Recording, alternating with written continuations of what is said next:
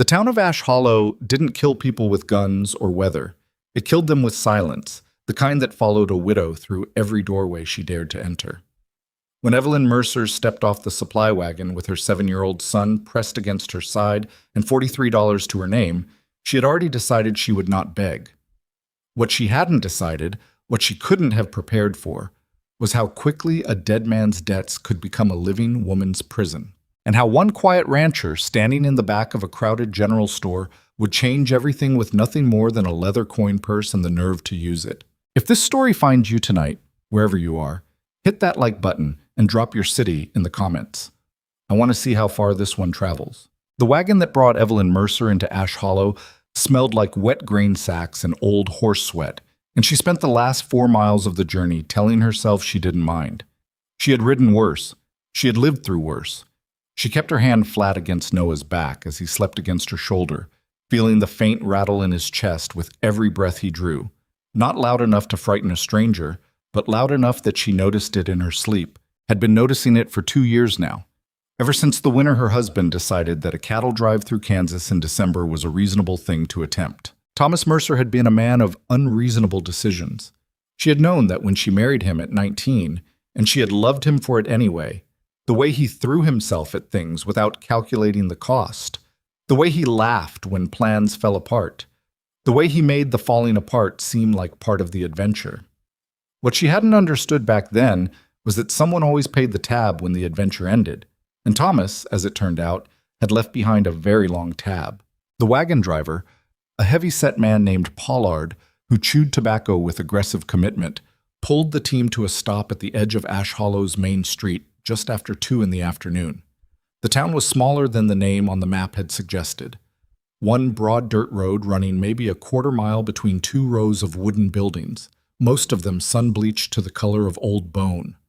A feed store, a general merchandise, a barber shop, a saloon that looked more active than the church beside it, a hotel with a painted sign that had lost most of its letters to weather. "End of the line," Pollard said without looking at her.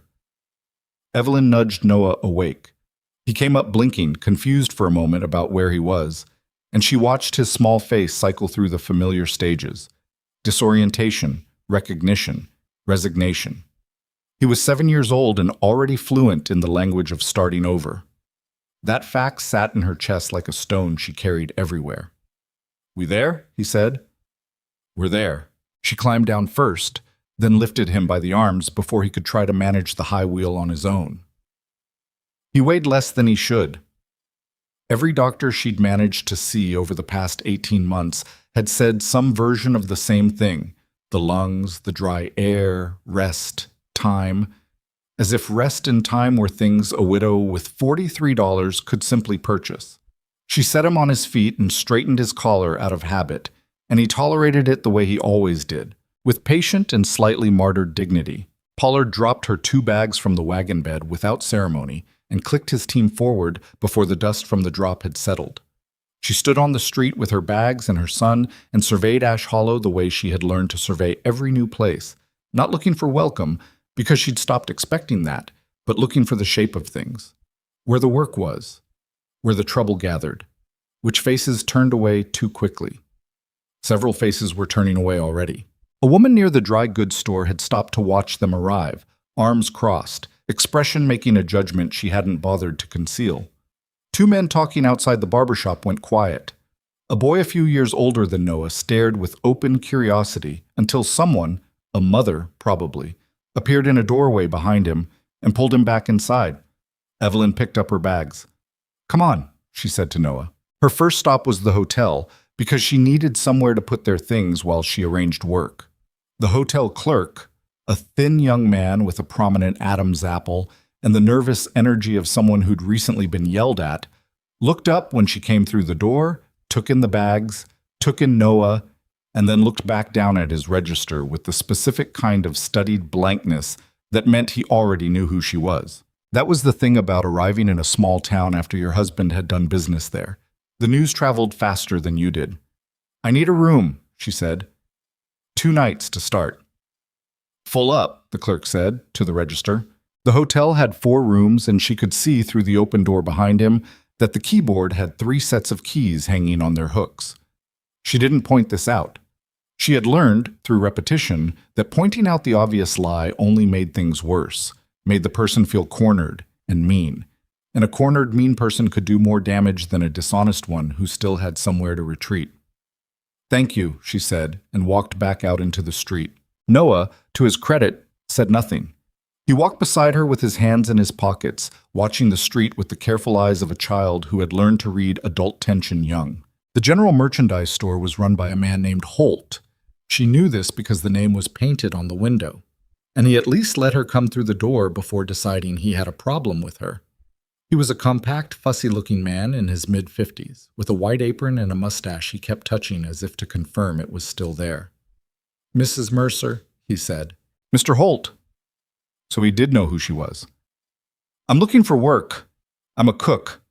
I've been running kitchens since I was 16. I can manage stores, inventory, basic accounts. I'm not afraid of long hours."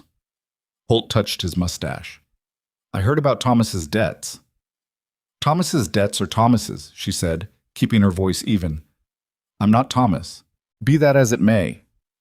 He didn't finish the sentence. He didn't need to.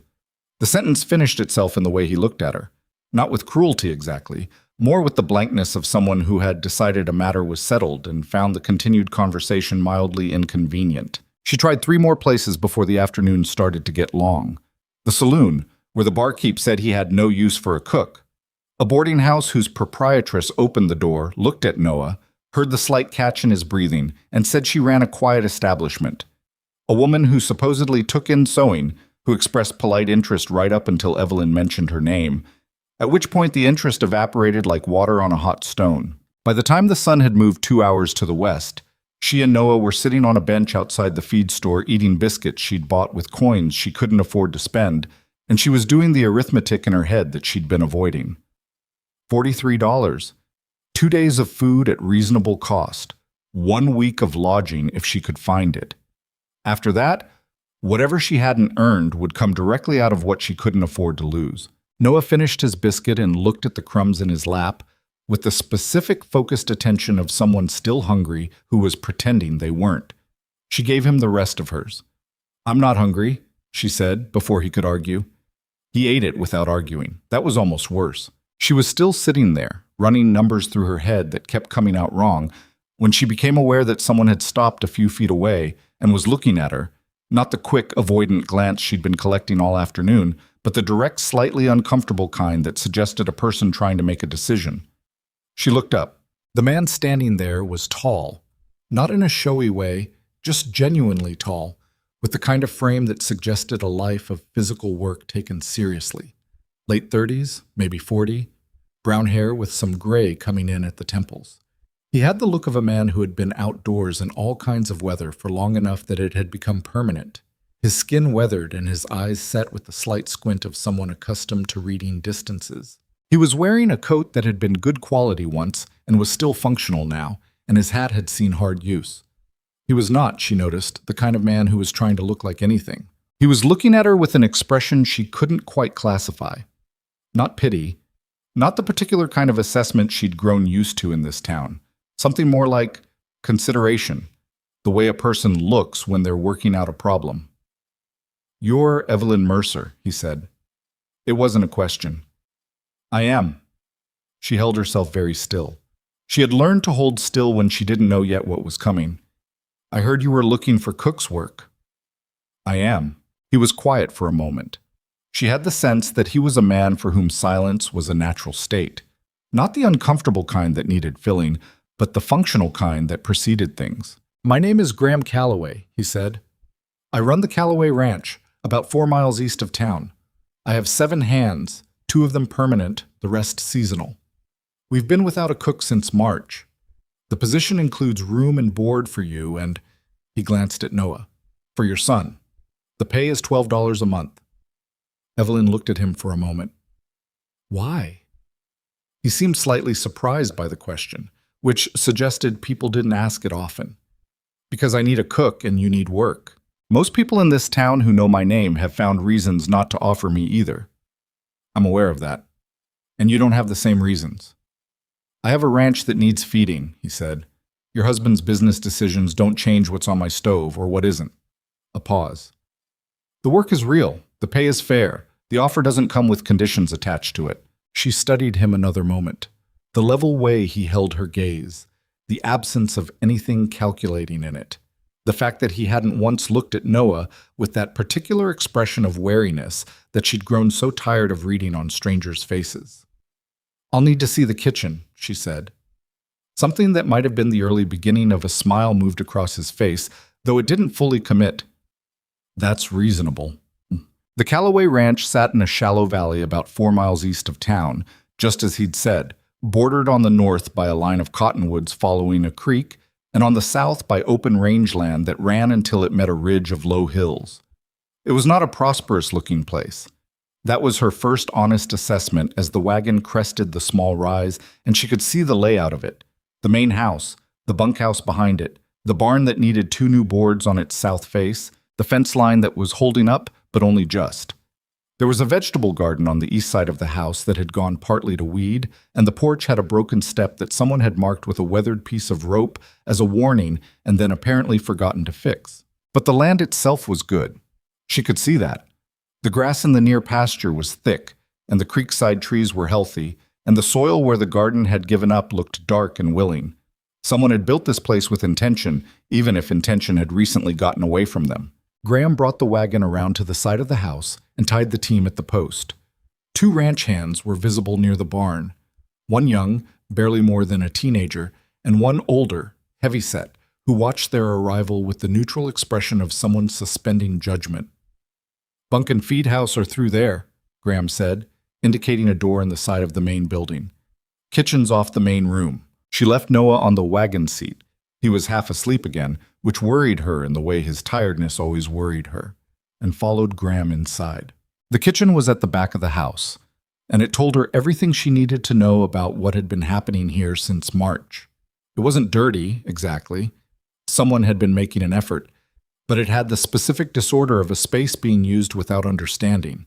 Pots in the wrong places, dry goods stored in ways that would invite moisture.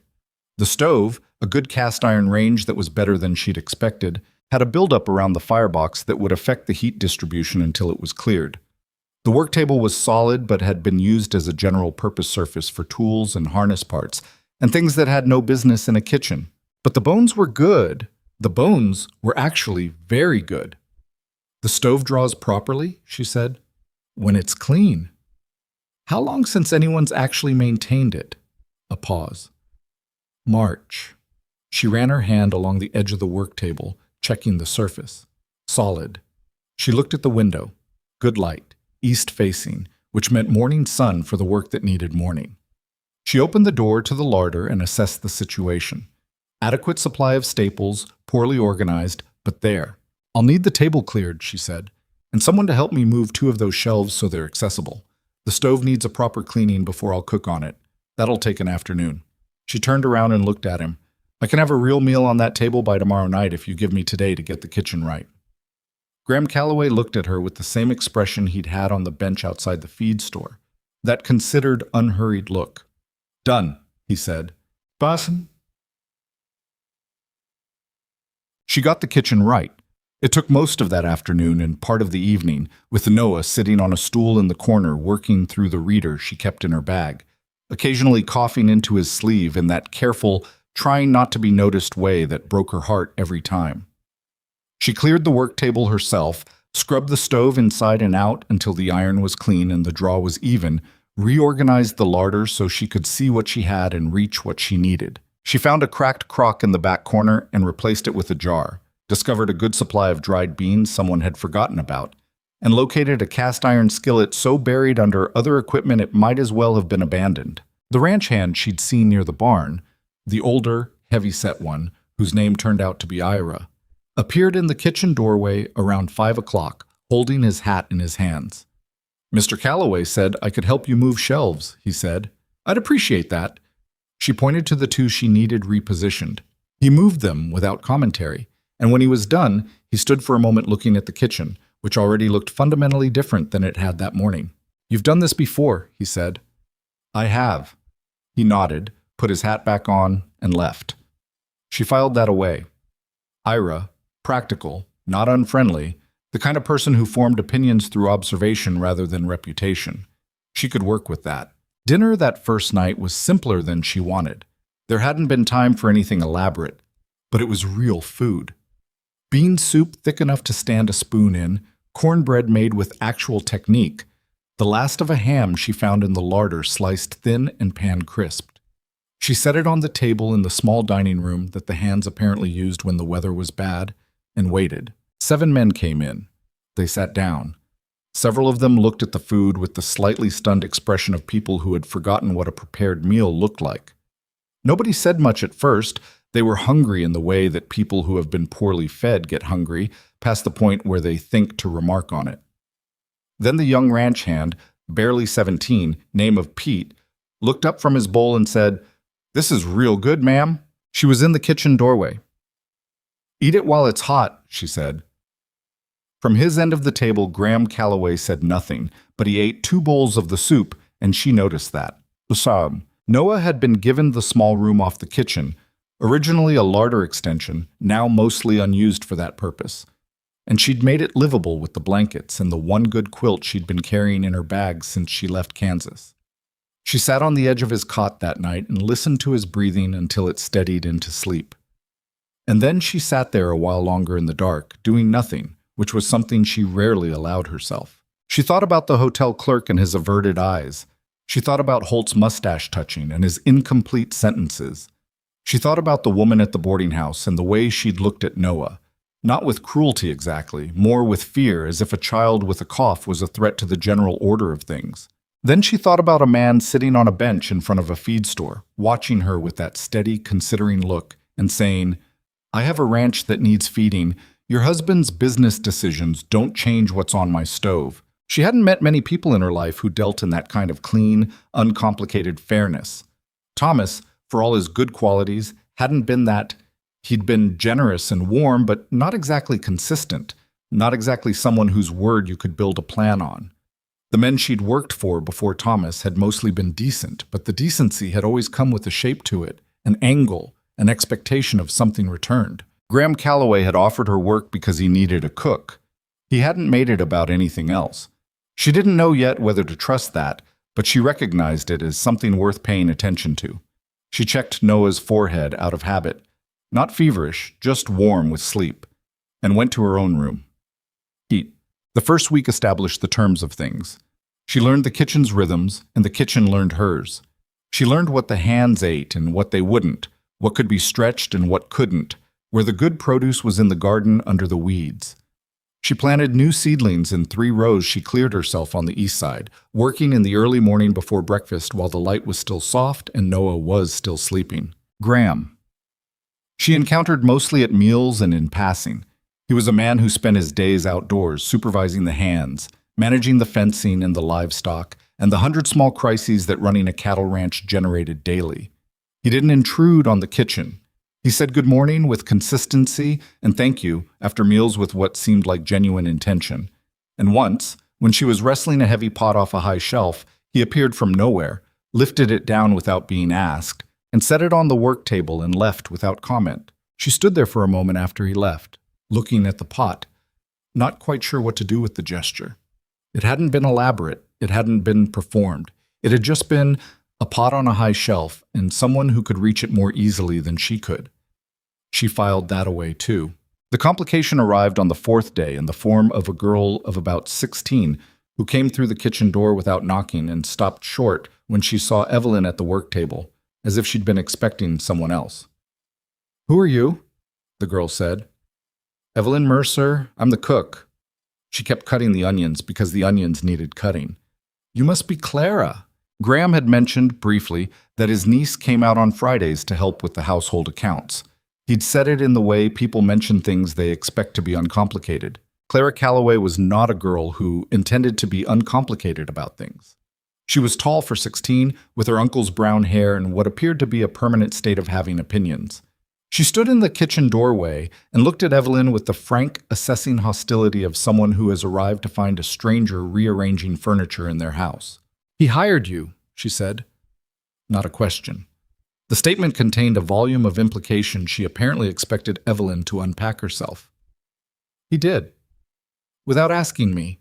Evelyn set down the knife and looked at her. Did he usually ask you before hiring kitchen staff? There hasn't been kitchen staff since Mrs. Dunbar left. Claire's chin went up slightly. I've been managing the house account since March.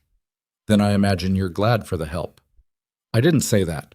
No, Evelyn agreed. You didn't. She picked the knife back up.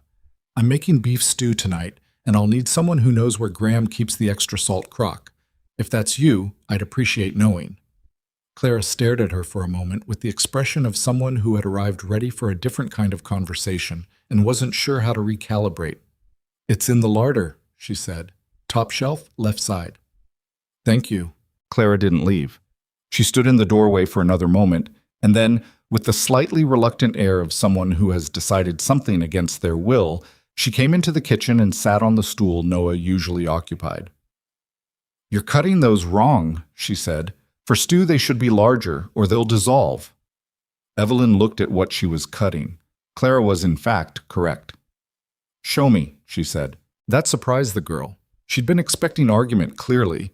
She came to the table with slightly less hostility than she'd arrived with and took the knife, and Evelyn watched her hands and made a note about how Clara Calloway handled a kitchen knife, with the automatic competence of someone who'd learned young and understood something about the girl that she hadn't before. Noah found the ranch in stages, the way children find things. Not all at once, but piece by piece, each piece added to the picture on a different day. First it was the barn. He asked her on the second morning if he could go look at the horses, and she said yes and watched from the kitchen window as he drifted toward the open barn doors with the careful approach of a child who has been told enough times to be careful that he's made caution a personality trait. He stood at the entrance for a long time before going in. Then it was Pete, the young ranch hand, who had a collie dog named Biscuit, and who seemed to understand intuitively that the way to Noah's trust was through the dog. By the end of the first week, Noah was helping Pete throw the dog's rope toy in the mornings, and the color in his face was slightly better than it had been in town, which she attributed to the air and the movement and the fact that he was eating properly for the first time in months. Then it was the creek. She found him there one afternoon when she'd gone to look for him, sitting on a flat rock with his shoes off and his feet in the water, watching something under the surface with the concentrated attention of a child in the grip of a genuine discovery. She stood at the bank and watched him for a moment without announcing herself, and something in her chest did something complicated. There are fish, he told her when he heard her. Small ones. They keep coming near my feet and then going away. Minnows, probably. They're not scared of me. Not really. They come close.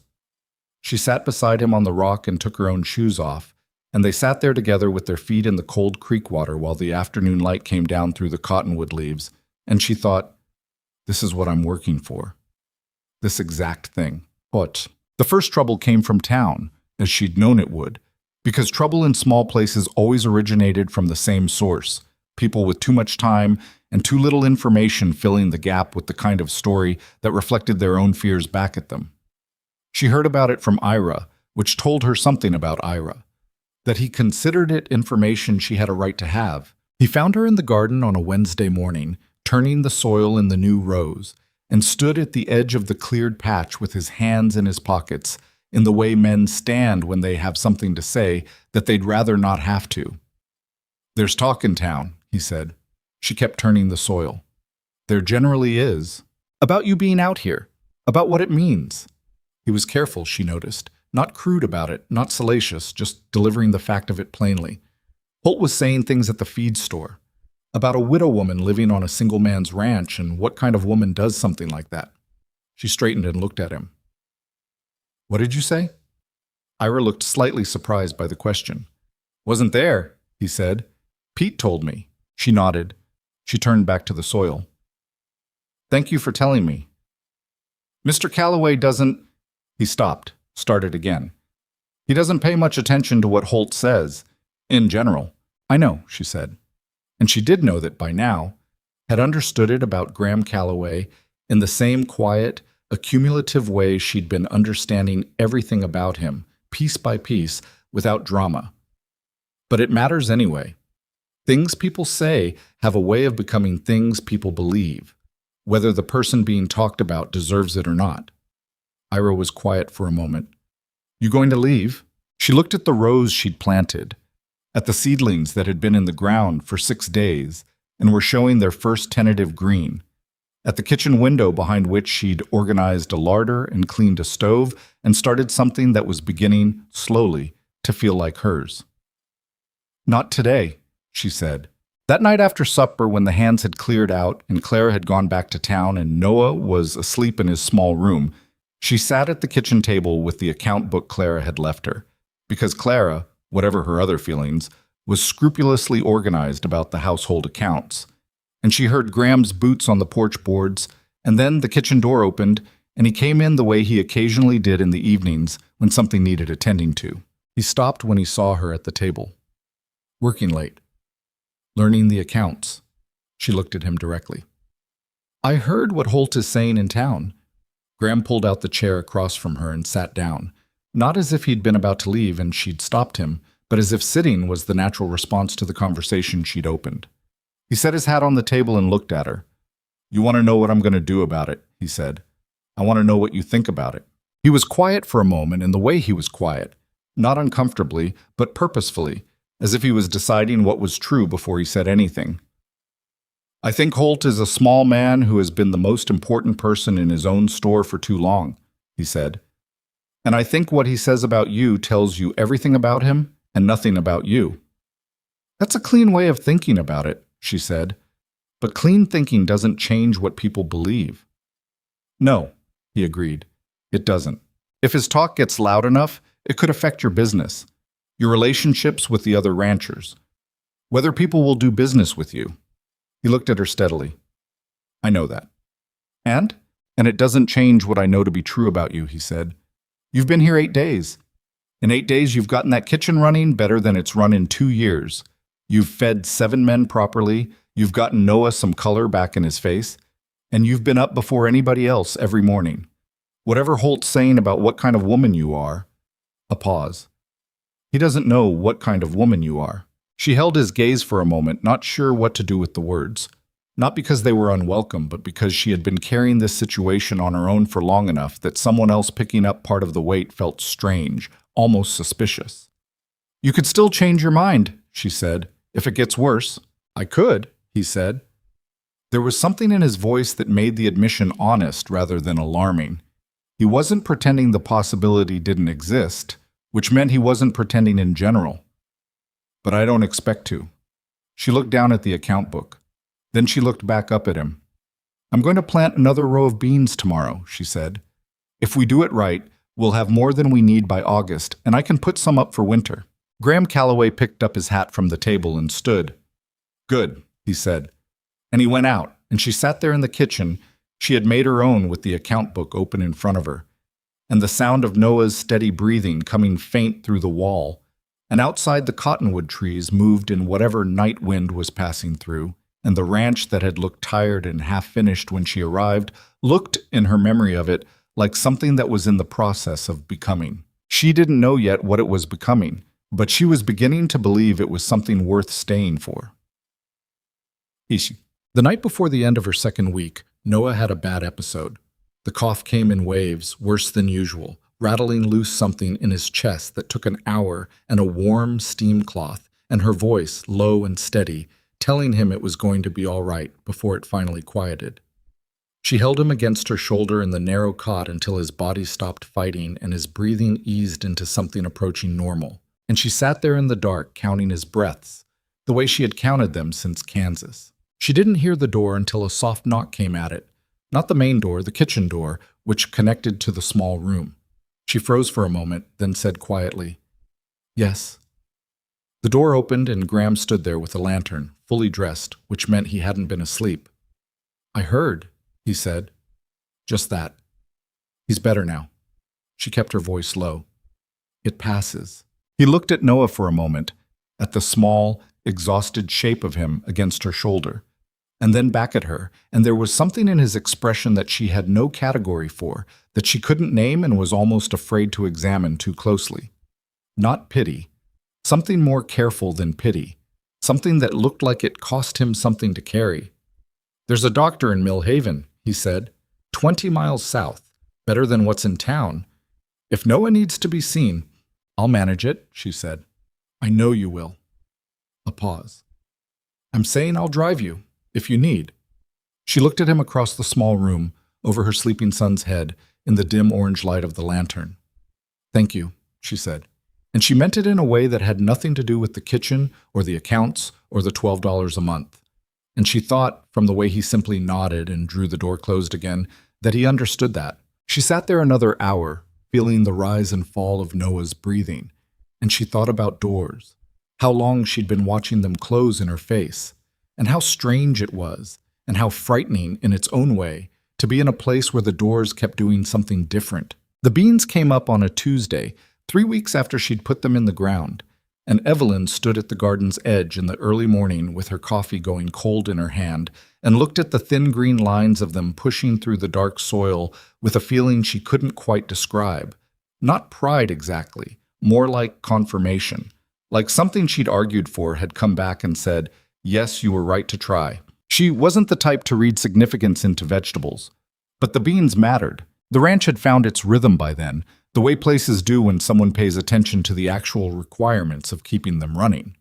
Breakfast on the table at 5:30, which meant she was up at 4:45 to get the stove going, because the stove needed 20 minutes to reach proper heat, and she'd learned that a ranch hand fed late was a ranch hand distracted all morning. Lunch was whatever she could manage between the morning work and the afternoon, usually bread and cold meat and whatever came out of the garden or the larder that needed using. Supper was the real meal, the one she built the day around, because supper was when the work stopped and people sat down and for an hour behaved like something more than a collection of tired bodies getting through another day. She had learned each of the 7 men by what they ate and what they didn't, which told her more about them than most conversations would have. Ira ate everything and said little. Pete ate fast and always looked slightly guilty about wanting more, as if his appetite was an imposition on someone. A hand named Dupree refused onions with the quiet inflexibility of a man who had made this decision a long time ago and had no interest in revisiting it. The 2 seasonal men who'd come on in April ate with the focused efficiency of people who were accustomed to food being uncertain and were taking no chances. Graham ate whatever she put in front of him, which she respected, not because she needed the approval, but because she'd worked for enough people in her life to know the difference between someone who ate your cooking and someone who ate your cooking like it was fuel and they were an engine. Graham paid attention to it.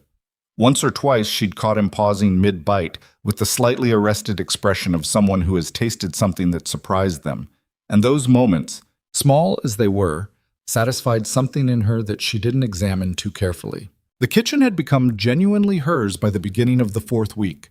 She'd reorganized the larder twice, found a good pickling crock in the barn that someone had relegated to storing nails, cleaned and repurposed it, and put up the first of what she intended to be a substantial supply of preserved vegetables for the coming winter.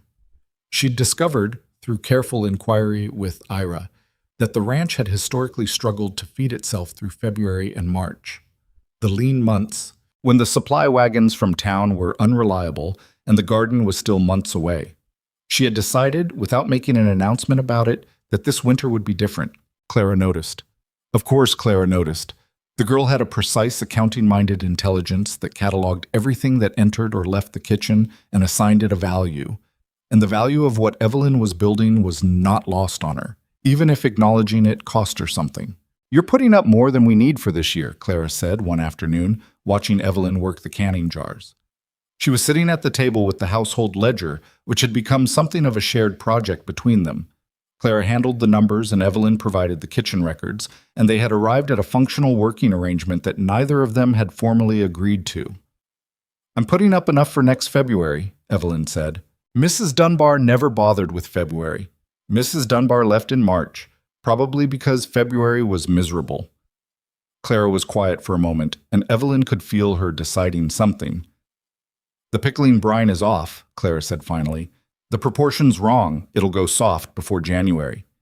Evelyn looked at her. You've done pickling. My mother taught me before she died. Clara said it flatly, the way people say things that are true and painful when they've had enough time to make them flat. The ratio should be closer to 2 parts vinegar. Evelyn adjusted the brine. She didn't make a speech about it. She just adjusted it. And Clara watched and said nothing more. and between them something shifted by a fraction of a degree.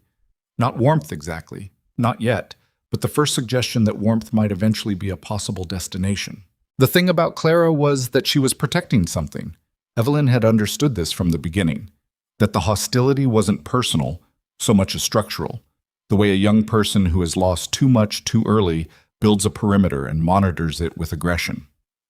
Clara had been managing this house in her way since March. She'd taken something chaotic and given it order, and now here was a stranger rearranging it. The threat wasn't about Evelyn specifically. The threat was about losing another piece of ground. So Evelyn didn't take the ground. She worked beside it instead. She asked Clara about the supplier who delivered flour, which Clara knew and Evelyn didn't. She asked about the ranch's history with the Millhaven market, which Clara could explain from the ledger. She asked, once, about the kitchen's east window, which had a broken latch Clara had apparently been requesting someone fix since January. And the next day Evelyn mentioned it to Ira, and Ira fixed it that afternoon. And she said nothing to Clara about having asked. But Clara noticed the fixed latch and looked at Evelyn across the kitchen with an expression that was not quite gratitude and not quite surrender, but was something in between. Noah, meanwhile, was becoming a different boy than the one who had climbed down from Pollard's wagon and stood on Ash Hollow's main street with careful eyes and two quiet lungs. It happened slowly enough that she almost didn't see it, which was how the important changes always moved.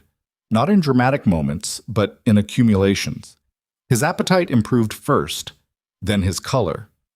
The cough didn't disappear, would probably never disappear entirely, but it came less frequently and with less force, and the episodes like the one in the second week, the bad hours, the steam cloth, the counting of breaths in the dark, those grew further apart. The ranch air was helping, or the food, or the simple fact of being in one place long enough for his body to stop bracing for the next disruption. He started spending time in the barn in the early afternoons, after his lessons, which she'd kept up with the dogged discipline of someone who had decided that uncertainty about the future was not a reason to let the present slide. He'd work through his reader and his sums at the kitchen table while she worked around him. And then, in the afternoons, he'd drift toward wherever Pete was working, because Pete had the gift, rare in a young man, rarer in a ranch hand, of making a child feel like their company was genuinely welcome rather than merely tolerated. She found them once in the barn, Pete showing Noah how to properly coil a rope, not the right way necessarily, the way that looked good, but the practical way, the way that meant you could actually use it quickly when you needed it. Noah's small hands working the rope with total concentration, Pete saying, "Tighter loop there, see? You want it coming off the same direction each time," with the patient focus of someone explaining something they actually cared about. She stood in the barn doorway and watched for a moment and then went back to the kitchen. It was Graham she couldn't quite read. Not in a troubling way, not in the way she'd sometimes found men unreadable, which usually meant they were hiding something that would eventually cost her. With Graham, it was more that he operated on a frequency she wasn't accustomed to. He said what he meant and meant what he said and didn't volunteer more than the situation required.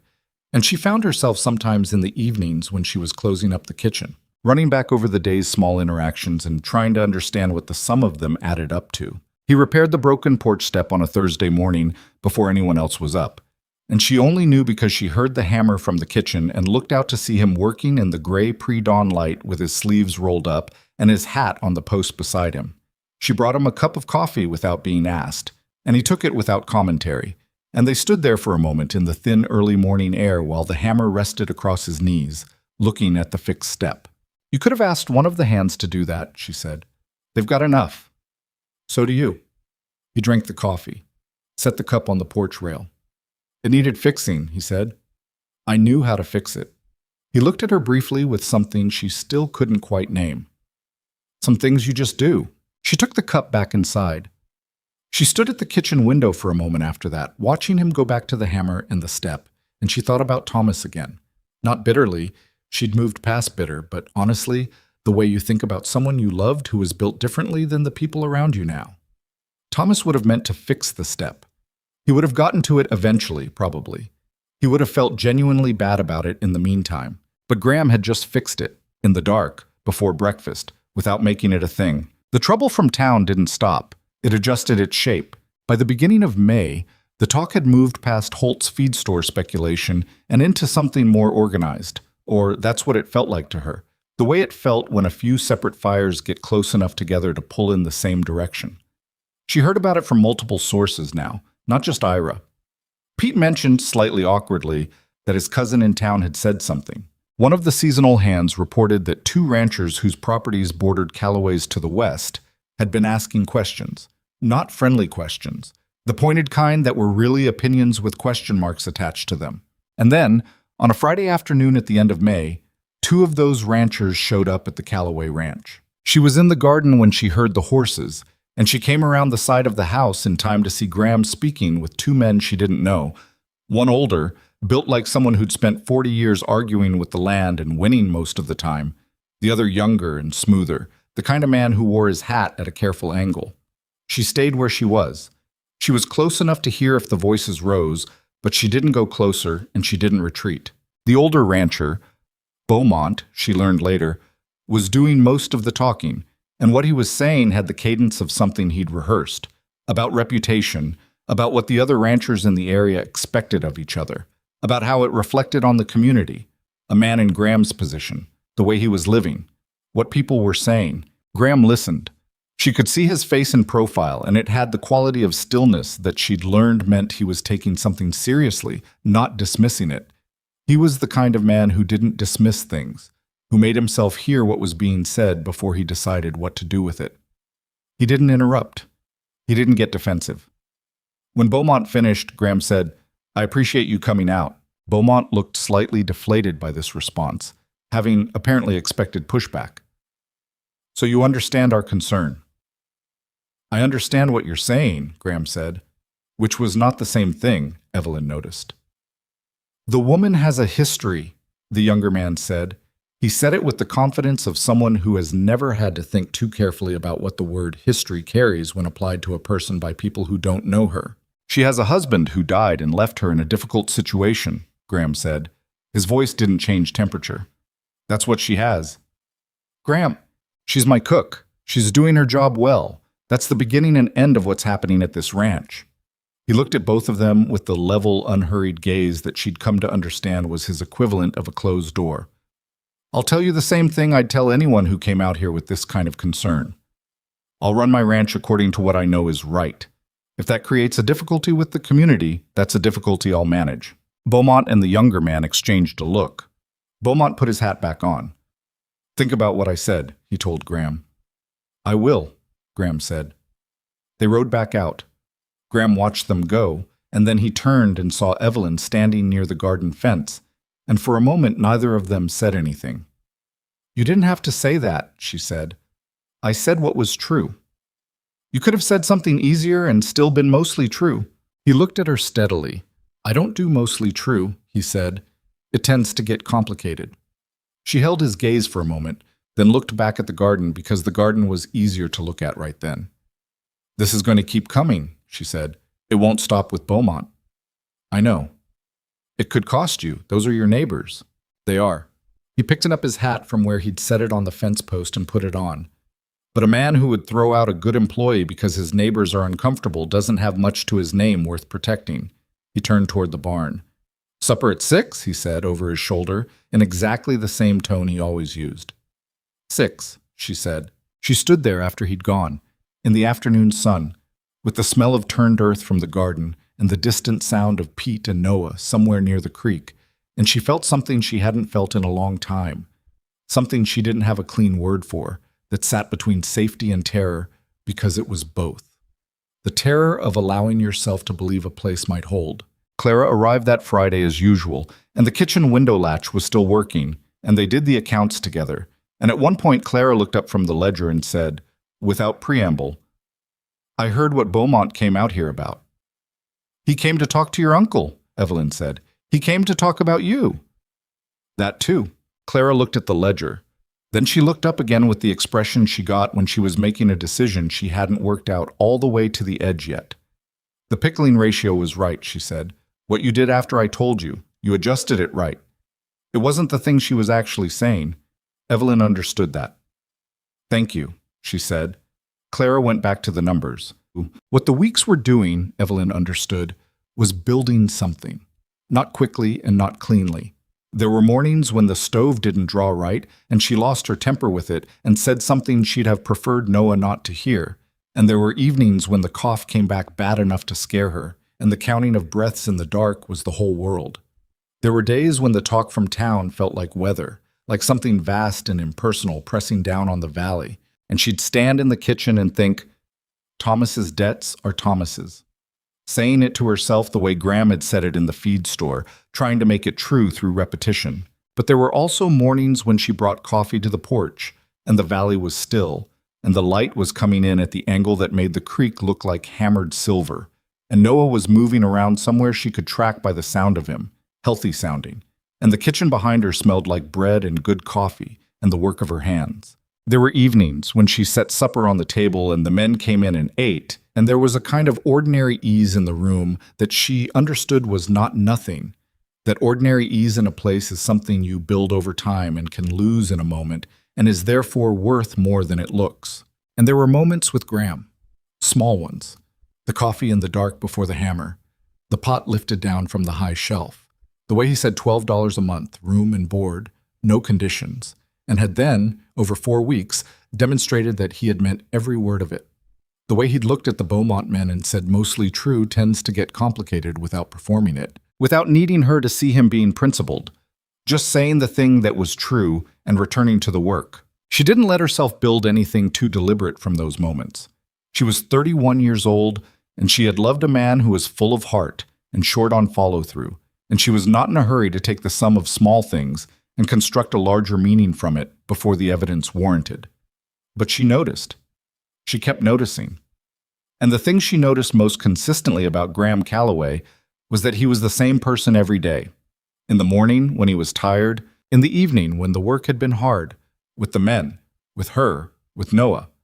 He didn't modulate himself for an audience. There was no performance layer. What you saw was what was there. That was either very simple or very rare. She was beginning to think it was both. The garden kept growing. The beans came in strong in the 6th week, better than she'd hoped, and she picked the first of them on a morning when Noah was there to help, his hands learning the motion, not pulling, lifting, finding the stems give, and she showed him the right way and then let him do it wrong twice and then right, because the right way has to be found through the wrong way first, generally. They grew fast, he said. Things do, when the ground's been properly turned. He looked at the bean in his hand, small and slightly curved. Are we staying? He said, not anxious about it, just asking, the way children ask things they've been thinking about for a while when they've finally found the right moment. She looked at him, at the bean in his hand, at the garden around them, which was the clearest thing she'd built with her own work in years, at the ranch house behind her, which smelled like coffee and bread. For now, she said. Yes. Noah put the bean in the basket. He didn't say anything else about it, but his shoulders settled in a way she recognized, the way a person's body does when it gets an answer it was hoping for. She picked beans beside him in the morning sun, and the creek made its sound in the distance, and somewhere out past the fence line, she could hear Graham and Ira working on the north pasture, the low carry of their voices without the words. And the thing she'd let herself begin to believe, carefully, with one hand on it and one hand ready, that this was a place that might hold, was still there, still holding, against everything that Ash Hollow and Beaumont and Thomas's debts and the weight of the last 2 years had sent against it. Still there. The letter arrived on a Wednesday, which was the kind of detail that stayed with her afterward, the specific ordinary day of it, the fact that the world had been going about its Wednesday business while this particular piece of paper made its way from wherever it had originated to the Calloway Ranch's front door, tucked into a bundle of supply receipts that Ira brought back from town. She almost didn't recognize the name on the envelope. Mercer was her name by marriage, and she'd been carrying it for 8 years, but something about seeing it written in an official hand, cramped, formal letters, the kind that came from men who dealt in accounts, made it feel like someone else's problem for a half second before it became hers. She opened it in the kitchen, standing up, which was how she'd learned to read bad news.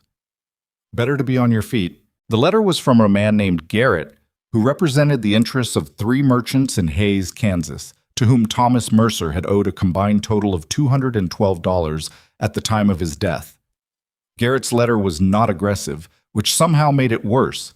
It had the polite, procedural quality of someone who had done this many times and understood that the widow on the other end of the letter was not the person who had created the problem, but was nonetheless the only remaining person who could resolve it. He was writing to inform her that his clients had become aware of her current location and employment situation, and that they hoped she would be in a position to begin satisfying the outstanding debt at her earliest convenience. $212. She stood in the kitchen for a long time after reading it, long enough that the bread she had in the oven went a shade darker than she'd intended. Not burned, but close. And she only noticed because the smell changed. She pulled the bread out. She set the letter on the corner of the work table where she put things that required decisions. She stood at the window and looked at the garden, which was at its fullest now, the beans and the squash and the new rows of greens she'd put in 3 weeks ago, all doing exactly what they were supposed to do. The morning light was good. Somewhere out past the barn she could hear Noah and Pete, the familiar cadence of the two of them at whatever project Pete had recruited him into this time. $212 was 17 months of wages. Before room and board, before anything she'd put aside, before the reality that she was not putting much aside because most of what she earned was going directly back into the kitchen's supply budget, in the ways that Graham's accounts technically covered but that she'd been supplementing quietly because she had a standard, and the standard cost money. She picked up the letter and read it again, which didn't change anything about it. What it changed was something in her chest, a tightening she recognized from the early months after Thomas died, that specific weight of a problem that doesn't have a solution you can work toward because the numbers simply don't add up no matter how many ways you run them. She had been free of that weight, or mostly free of it, for almost 2 months. She hadn't understood how much of her energy had been going into carrying it until she'd been allowed to set it down. She folded the letter and put it in her apron pocket and went back to work, because the men needed breakfast and the bread needed cooling and the garden needed water before the afternoon got hot. The decisions could wait until she had thought through what the decisions actually were. She thought through them for 3 days before she understood what she was going to have to do. The mathematics were simple and she hated them for it. She could not pay $212 on $12 a month without it taking years. And in years, things changed. Graham's situation could change. The ranch's fortunes could turn. The seasonal hands would come and go. She had built herself into a corner she didn't see because she'd been too busy building the kitchen, the garden, the careful, fragile routine that had given Noah color in his face and sleep in his nights. She had allowed herself to believe the corner was a room. Garrett's letter was a reminder that borrowed ground, no matter how good it felt under your feet, was not the same as your own. The other thing the letter did, the thing she turned over in her mind at night, in the dark, listening to Noah's steadier breathing through the wall, was clarify a fear she'd been carrying alongside the good months without naming it. The talk from town, Beaumont's visit, the ongoing low-level pressure of Ash Hollow's opinion. None of it had stopped. It had quieted some, or maybe she'd just gotten better at not flinching when she heard it, but it was still there. And what Garrett's letter made her see was that the talk was not just about her reputation. It was about Graham's. She had been so focused on what the community's judgment cost her that she hadn't fully reckoned with what it was costing him. He'd said it himself. Beaumont and the neighbors and the other ranchers were his community. The people he did business with, sold cattle to, borrowed equipment from in bad years. A man standing in that community was not abstract. It was practical. It was the difference between a rancher who could weather a bad season and one who couldn't because the people around him would either extend credit and goodwill or they wouldn't. And that decision was made in the accumulated weight of 100 small social calculations. She was costing him those calculations. She had been costing him, and she'd let herself not look at it squarely because looking at it squarely meant looking at what she'd have to do. On the 4th morning after the letter arrived, she woke before her usual time and lay in the dark doing the thing she'd been avoiding. She did it methodically, the way she'd learned to approach problems that hurt. Go through it completely, all the way to the end, so you know the shape of what you're deciding before you decide it. Staying meant staying on borrowed ground that was costing the man who'd lent it to her. Leaving meant Noah lost the air and the routine and the particular slow, careful way he'd been getting better. It meant she lost the kitchen and the garden and the $12 a month and the porch in the mornings. It meant starting over in a new town with $40, less than she'd had when she arrived, and Thomas's debts following her like a shadow that moved faster than she did. Neither option was good. That was the truth of it. She chose the one that cost her more and cost Graham less.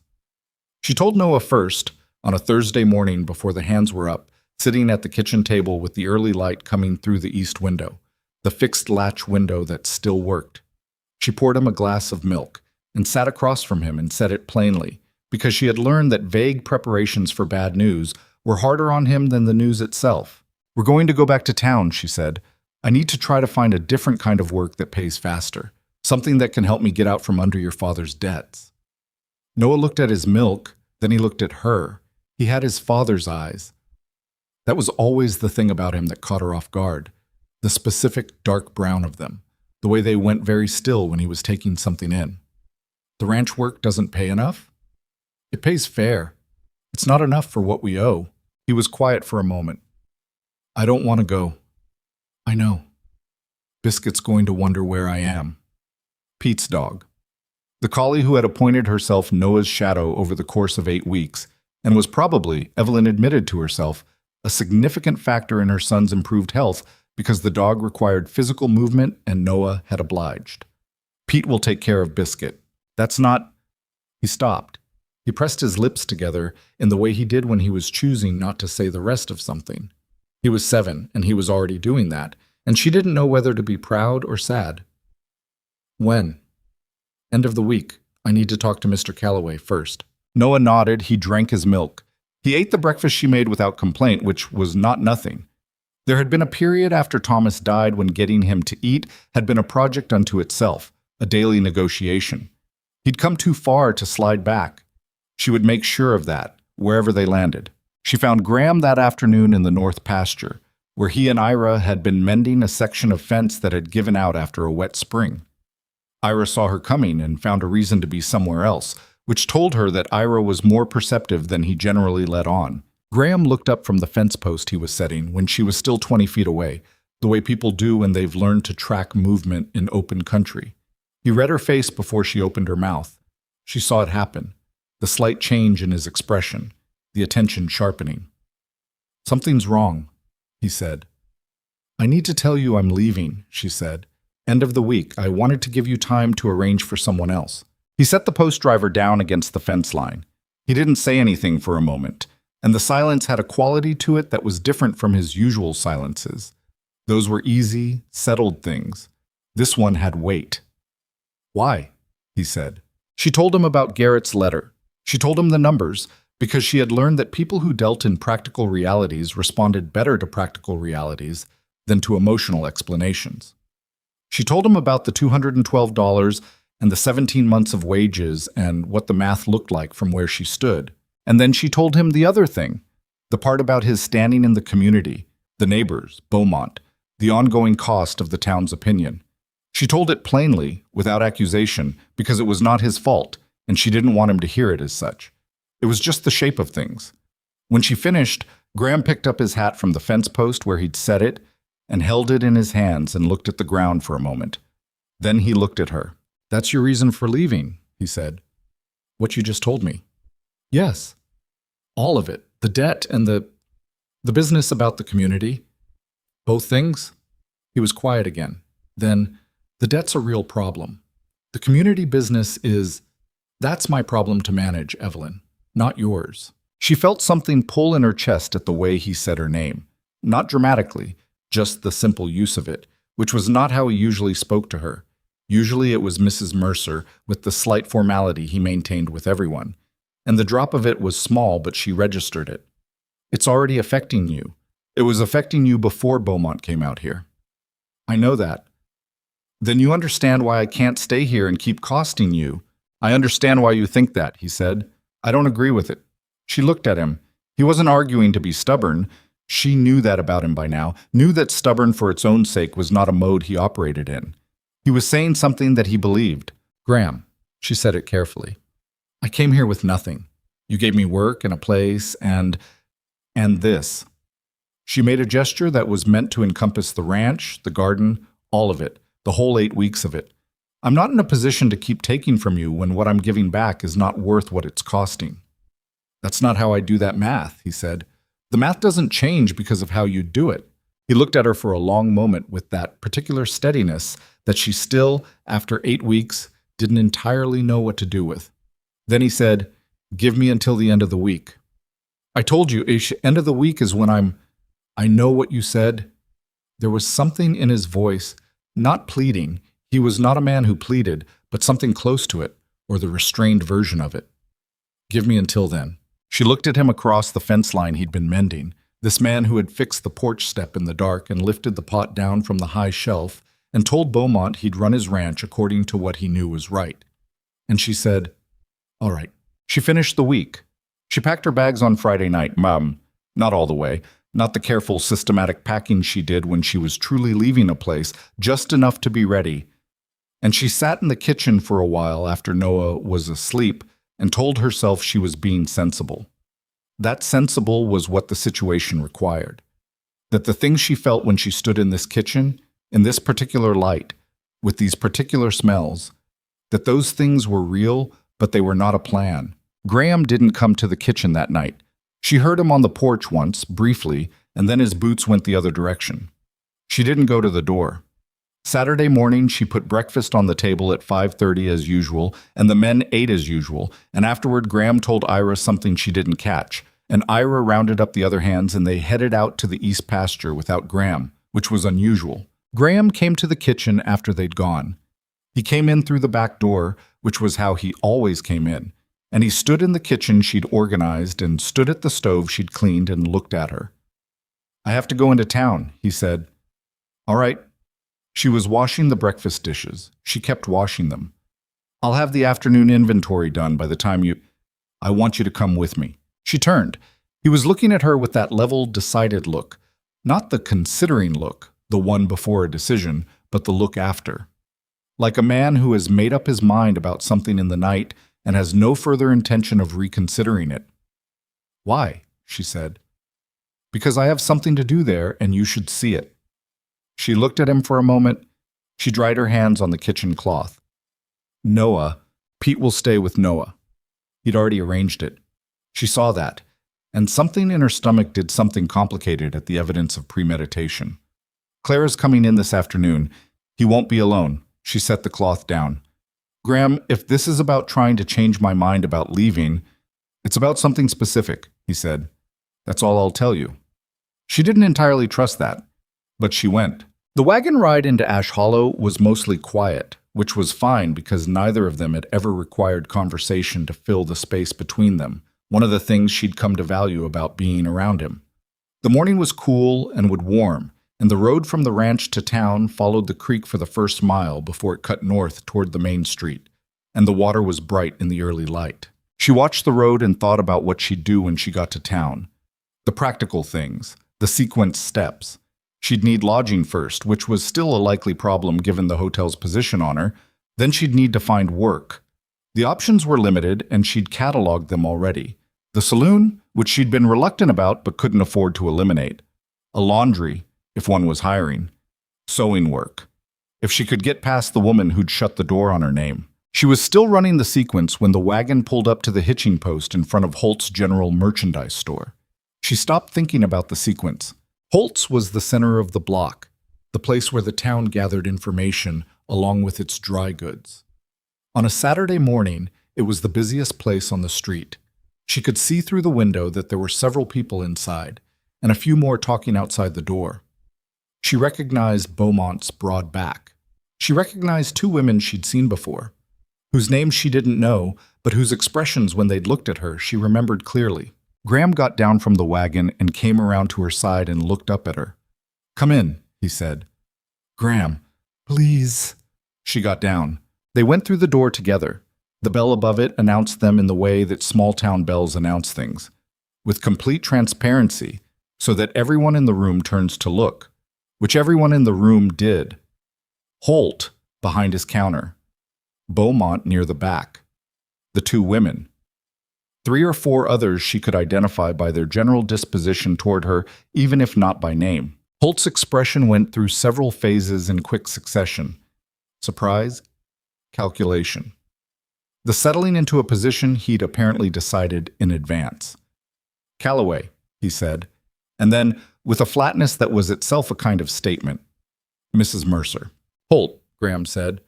He walked to the counter with the unhurried movement of a man who had walked into this store 100 times and intended to do so 100 more. Evelyn stayed a step behind him, not hiding. She would not hide. She had decided that when she walked through the door, but not performing anything either, just standing there in her own right.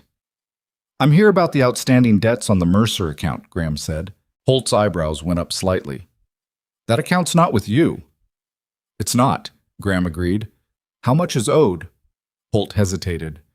The hesitation of a man who hadn't expected the conversation to go this direction and was recalculating. "Against Thomas Mercer's name," he said slowly, "there's $31 and some cents outstanding." "Write me a figure," Graham said. Graham. The store had gone very quiet. Evelyn was aware of Beaumont turning around, aware of the two women exchanging a look, aware of the complete, focused attention of everyone in the room on the counter where Graham Calloway was standing. Holt wrote a number on a scrap of paper and pushed it across the counter. Graham looked at it. He reached into his coat and produced his leather purse, the same one she'd noticed the first day, ordinary, well used, and counted out bills and coin with the calm of a man paying a fair price for a fair thing. He set it on the counter. "That covers it?" he said. Holt looked at the money. Something moved across his face that might have been embarrassment if he'd been a different kind of man. "That covers it," he said. "Good." Graham picked up the receipt Holt had written and folded it. Then he turned. Not to Holt, but to the room. Not theatrically, not the way a man turns when he wants to make a speech. Just turned so that the people in the room could see his face and hear what he said. "Mrs. Mercer owes this store nothing now," he said. "She owes me nothing either. If she comes back to my ranch, it'll be because she chooses to, not because she needs someone to settle debts on her behalf." He looked across the room with the steady, level gaze that she'd watched him use on Beaumont and the fence posts and the difficult problems of a working ranch. "I want to be clear about that." The silence in the store held for a moment that felt longer than it was. Then Graham turned back to Evelyn and he looked at her, not with triumph, not performing anything for the room's benefit, just looking at her the way he always looked at her, steady and without decoration. "That's what I had to do," he said, quiet enough that it was mostly for her. "The rest of it is yours." She stood in Holt's general merchandise store, with the bell above the door still faintly vibrating from their entrance and $31 worth of Thomas's debt settled on a counter behind her and a room full of Ash Hollow's opinion pressing in from every direction, and she looked at Graham Calloway. She had no category for this man. She had understood that for a while, but standing here she felt it fully, that he did not operate by the calculations she'd spent her life learning to predict, did not weigh his actions against what they'd return to him, did not settle her debts to own her gratitude or make a show of her situation to win the room. He'd done it because it was the right thing, and because he'd been able to, and because she was beginning to understand, because he did not know how to be a person who could do the right thing, and then didn't. She was aware that Beaumont was watching, that Holt was watching, that the two women and the three other people in the room were watching, and that this moment would be talked about by all of them before the afternoon was out, and that there was nothing she could do to control what they made of it. She was also aware that she was tired of trying to control it, that she had been tired for a long time. She said, "You didn't have to do that." "I know," he said. "It doesn't fix the $200 from Kansas."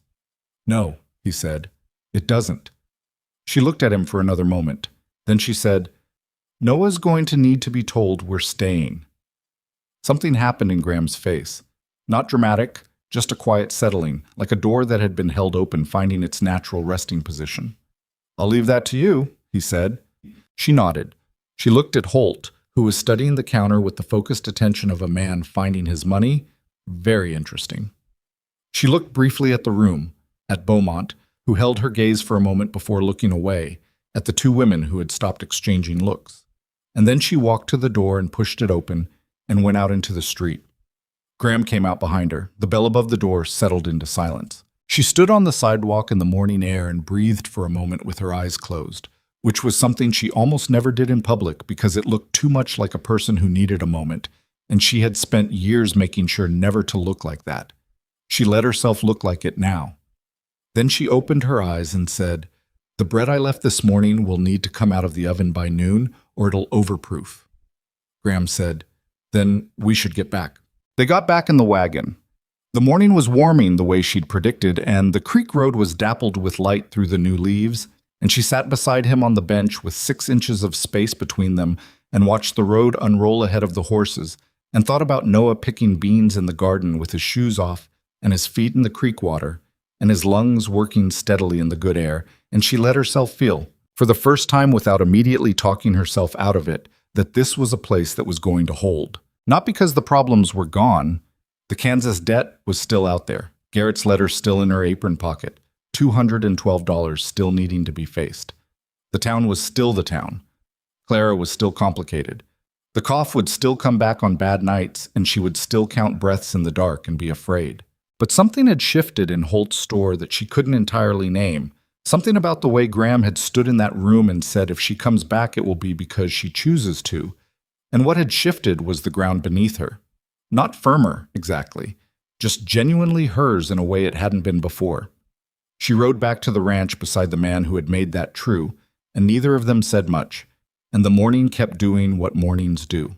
She told Noah that evening after supper when the hands had cleared out and the kitchen was quiet, and he was sitting at the table finishing the last of his milk with the particular focused attention he gave to things he was trying to make last. "We're staying," she said. He looked up. He didn't say anything for a moment, just looked at her with his father's dark eyes, doing the thing they did when he was making sure he'd heard correctly before he let himself believe it.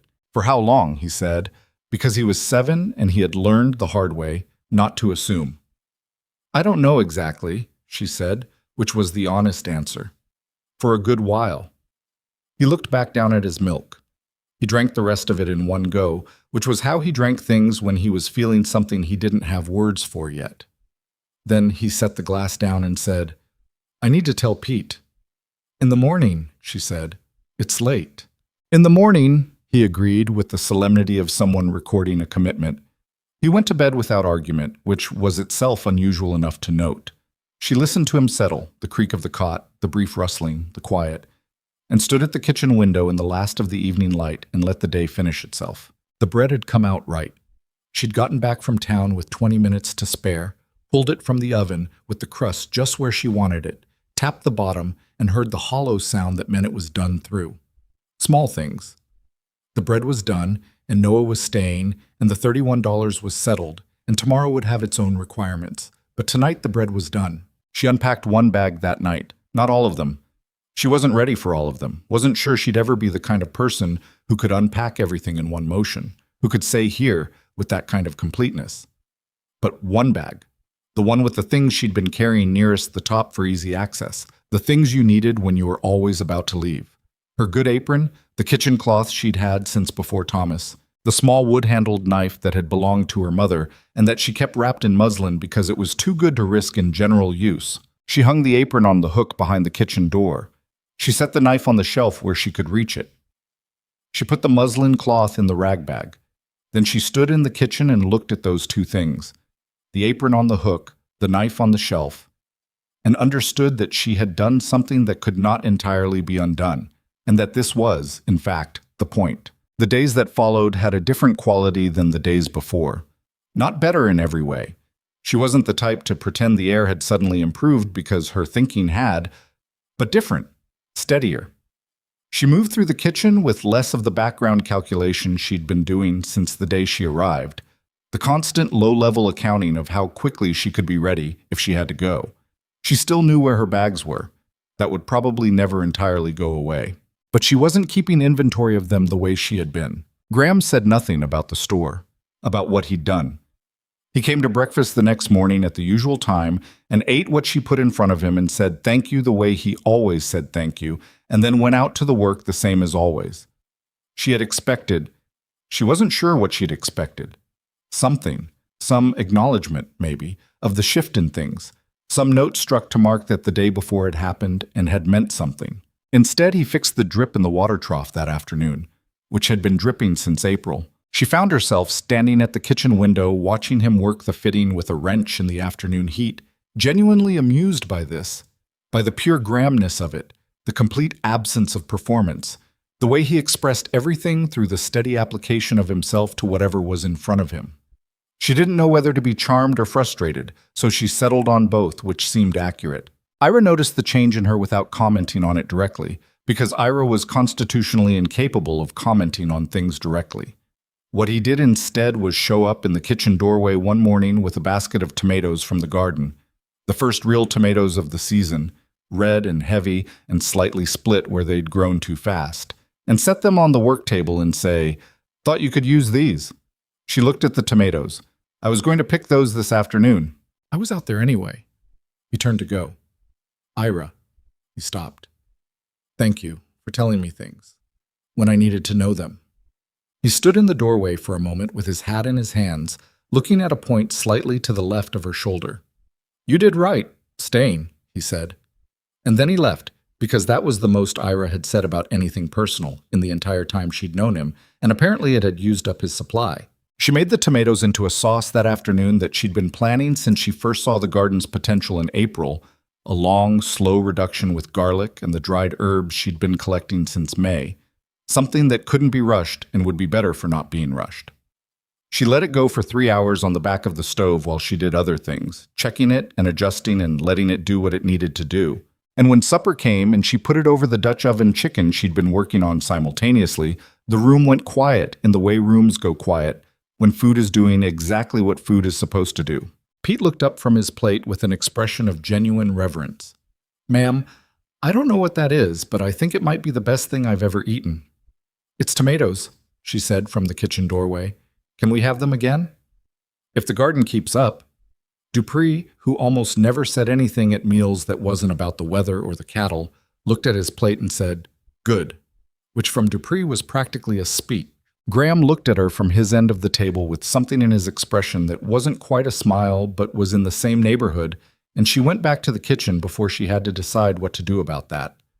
Clara came on Friday as usual, and Friday was when the next complication arrived, as complications had a habit of doing on Fridays. She came through the kitchen door in the early afternoon and set her ledger on the table and then stood there for a moment with an expression Evelyn hadn't seen on her before. Not the guarded hostility of the first weeks, not the wary watchfulness of the middle weeks, but something less armored and therefore more difficult to read. "Beaumont's wife came to see my aunt in town," Clara said. Evelyn looked at her. "Your aunt?" "My mother's sister. She looks after me when I'm not out here." A pause. "Mrs. Beaumont said that what my uncle did in Holt's store was, she called it an embarrassment, said he'd made himself look foolish over a woman with a questionable background." Evelyn kept her voice level. "I see. My aunt told her," Clara said, and now there was something in her voice, something tight and decided, like a girl who has spent the week building up to saying a thing and has now arrived at it, that she should keep her opinions about the Calloway family to herself, and that Mrs. Mercer had done more for this ranch in 2 months than Beaumont had done for anyone in 20 years. The kitchen was very quiet. Evelyn set down what she'd been holding. She looked at Clara properly, at this girl who had stood in the kitchen doorway on the first day with her chin up and her opinions ready, and who had, over 10 weeks, allowed herself to change her mind about things without ever once admitting out loud that she was doing it. "Your aunt didn't have to say that," Evelyn said. "She meant it." Clara opened her ledger, which meant the conversation was officially over as far as Clara was concerned. Then, without looking up, "I might have mentioned some things to her, about the kitchen and the accounts, and Noah." A pause. "How he's doing?" Evelyn looked at the top of Clara's head, bent over the ledger. "Thank you, Clara." "The June numbers are short on the feed account," Clara said. "I think Dupree overordered on the oat supply." They did the accounts. They were comfortable with each other in a way that had crept up on Evelyn slowly enough that she'd missed the exact moment it happened, when Clara had stopped being a problem to manage and become something closer to a person she was genuinely glad to have in the kitchen on Fridays. The girl was sharp and honest and stubborn in the good way, the way that meant she didn't let things slide past that should be caught, and the house ran better for it. Noah appeared in the kitchen doorway at some point in the afternoon, Biscuit threading past him and immediately going to lie under the work table because Biscuit had decided the kitchen was hers by squatter's rights. Noah looked at Clara with the particular careful assessment he gave people he was still calibrating. Pete says there's a hawk nest in the East Cottonwood, he said to no one in particular. There was one last year, too, Clara said, still looking at the ledger. Same tree. Noah considered this. How many eggs? I don't know. I didn't climb it. Pete says 2. Pete says a lot of things. Noah came into the kitchen and sat on his stool and opened his reader, which was what he did when he'd said what he came to say and was satisfied with the result. Clara glanced at him over the ledger with an expression that lasted only a second before she looked back down. Something that might have been, in a different person, the beginnings of affection. Evelyn saw it and said nothing. Some things required no comment. The following week brought the first genuinely difficult day since she'd decided to stay, which she had known was coming because nothing ran smoothly for extended periods, and she didn't trust stretches that felt too easy. The Kansas letter, Garrett's letter, the $212, had not gone away simply because she'd decided to stay. She'd been turning over the problem since the store, looking for an angle she hadn't tried, and on a Tuesday afternoon she sat down at the kitchen table with a piece of paper and wrote Garrett back. She'd been putting it off because she hadn't known what to say, and now she did. She wrote plainly. She explained her employment, her monthly income, her existing obligations. She proposed a payment arrangement, $8 a month, which was 2/3 of her wages and would leave her very little but would reduce the debt consistently. She said she understood his client's position and was not disputing the debt's legitimacy. She said she needed time. She read it back. It was a hard letter to have written, not because the words were difficult, but because writing it meant acknowledging the situation completely, without the cushion of maybe or eventually. $8 a month for 26 months.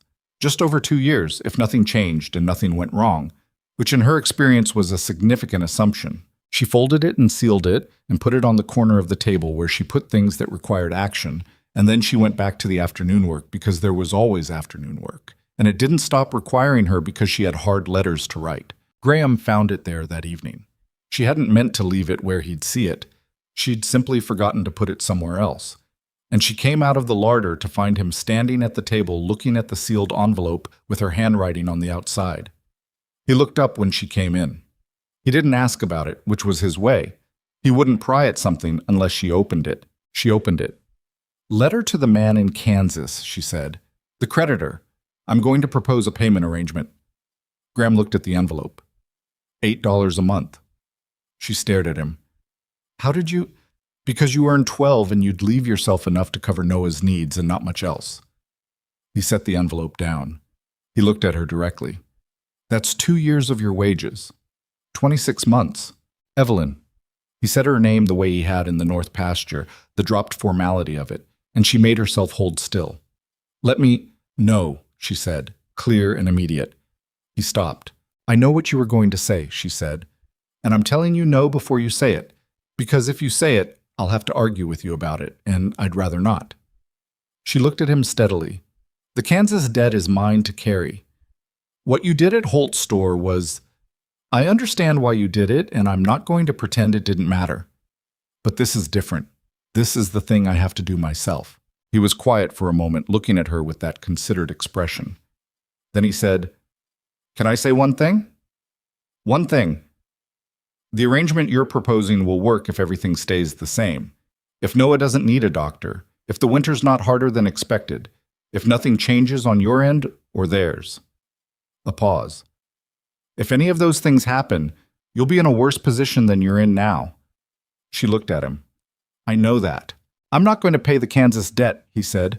"I heard you, but I want you to know that if one of those things changes, if Noah needs the Millhaven doctor, or the winter's hard, or anything else, you tell me, before it becomes a crisis, before you start looking at your bags." He held her gaze. "You tell me." She stood in the kitchen. She had made her own with the letter on the table between them and looked at this man who kept, with a consistency that she still hadn't entirely learned to account for, showing up at the exact right distance, close enough to mean it, far enough to leave her her own ground. "All right," she said.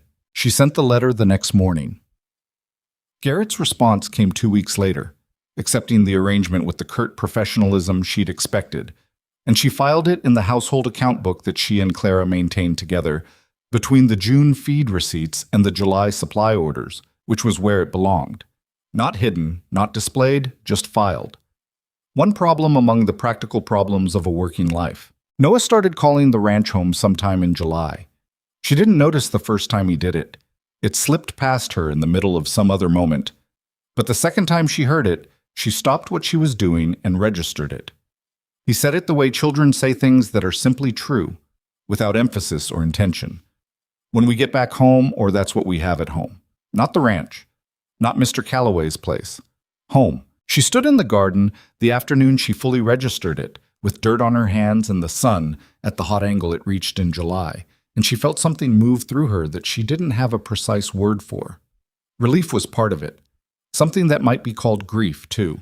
Not for Thomas, or not only, but for all the other homes that had failed to hold, all the places Noah had started calling home before they weren't anymore. The feeling when you realize that the thing you'd stopped hoping for has quietly happened. She pulled 2 more weeds and went back to the kitchen. The hands had shifted by July in ways that mattered. The seasonal workers had settled into the ranch's rhythm with a different quality than they'd had in May. They wiped their boots at the kitchen door now, which nobody had told them to do, and they thanked her after meals with something that was less reflexive and more genuine. Dupree had started bringing water from the pump without being asked on the mornings he could see she was behind, which from a man who communicated primarily through silence was practically a declaration of allegiance. Pete was Pete, cheerful, enthusiastic, occasionally wrong about things in endearing ways. But he'd taken on an unofficial role with Noah that she watched with complicated gratitude. Teaching the boy to ride, starting small with the quarter horse that was too old for ranch work and too gentle for anything but patience. She'd watch from the fence sometimes, Pete walking alongside while Noah sat straight-backed on the horse with the focused expression of someone managing more responsibility than they're entirely sure they're ready for, and Pete saying, "You've got it, let her feel your hands relax with a patience that surprised her every time." Graham watched from further away. That was his way with Noah. He didn't push, never had. Always left a distance that Noah could cross on his own terms and at his own pace. But he was there. She noticed the ways he arranged to be there. The fence he was mending that happened to be the fence Noah's riding lessons passed. The water trough he was fixing on the afternoon Noah first managed a complete circuit of the paddock on his own. He wasn't performing it. He wasn't standing there with his arms crossed like a man waiting to be proud of something. He was just present, and present in a way that Noah could feel without being made self-conscious by it. The night Noah made the full circuit, Graham came in for supper and sat down, and the conversation was about the North Pasture's grass height and the dry spell and whether the creek was going to run low by August. Normal supper conversation. And at some point, Noah looked across the table at Graham and said, without preamble, "I did the whole thing today, by myself." Graham looked at him. "Pete told me." "Were you watching?" A pause. "Some of it." Noah looked at his plate. Then he looked back up. "Did I look stupid?" "No," Graham said. "You looked like someone who was learning something hard." Noah considered this for a moment, decided it was satisfactory, and went back to eating. Graham went back to talking about the North Pasture. Evelyn stood in the kitchen doorway and looked at the table, at her son and this man and the ordinary supper conversation that was, she understood, not ordinary at all.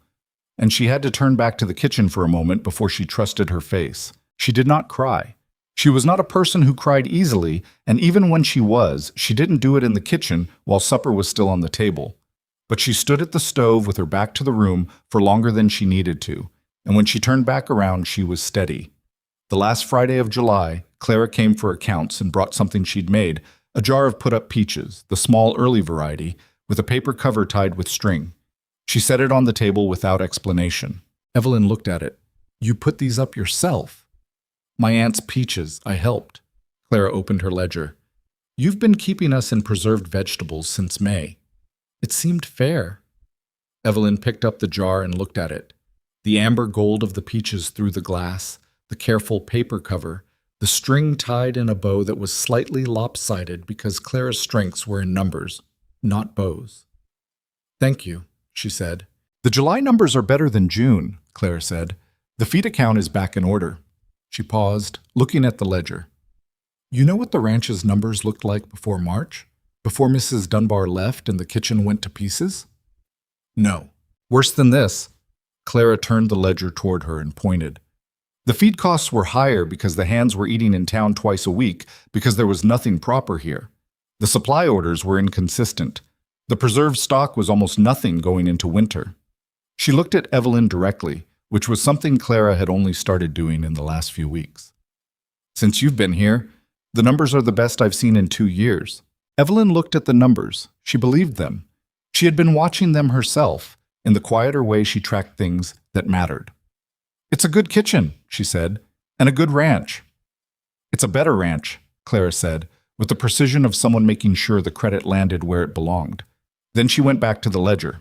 They worked through the accounts together, the way they always did now. Clara reading figures, Evelyn confirming the kitchen's corresponding records, both of them occasionally arguing about something in the comfortable, specific way of people who are used to arguing with each other and trust the outcome. Biscuit slept under the table.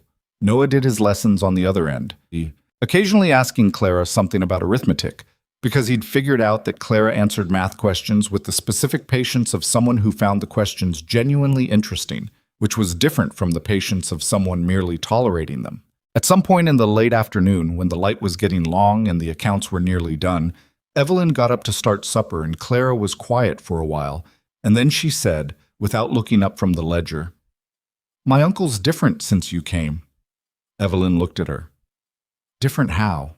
Clara thought about it with the seriousness she brought to things she wanted to get right. He fixed things, she said.